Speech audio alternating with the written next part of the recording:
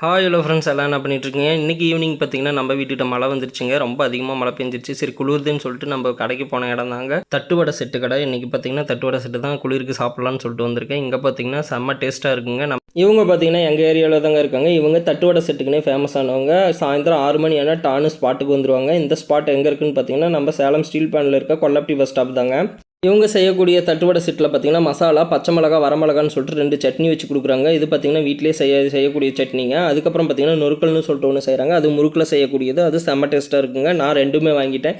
அதுக்கடுத்தது பார்த்தீங்கன்னா காளான்னு சொல்லிட்டு வாங்கலான்னு வந்தாங்க. எங்கள் வீட்டில் குட்டி பையன் இருக்கான். குட்டி பையனுக்கு காளான் தாங்க பிடிக்கும். அதனால் அதை நாங்கள் வாங்கிட்டோம். வாங்கிட்டு வந்து வீட்டில் பிரித்தா ஆகாமானு கபகமன்னு வந்துச்சுங்க. இது கூட நொறுக்கல் போட்டு நல்லா கலந்து சாப்பிட்டு பார்த்தேங்க. செம்ம டேஸ்ட்டாக இருந்துச்சு. நல்லா சூடாக மழைக்கு எதமாக நல்லா இருந்துச்சுங்க. அதேமாரியே தட்டுவடை செட்டு சாப்பிட்டு பார்த்தேன். செம்மையாக இருந்துச்சு. உங்களுக்கும் மழை காலத்தில் இது மாதிரி சாப்பிட பிடிக்குன்னா லைக் பண்ணுங்கள், ஷேர் பண்ணுங்கள், கமெண்ட் பண்ணுங்கள். நம்ம சேனலை சப்ஸ்கிரைப் பண்ணுங்கள். தேங்க்யூ.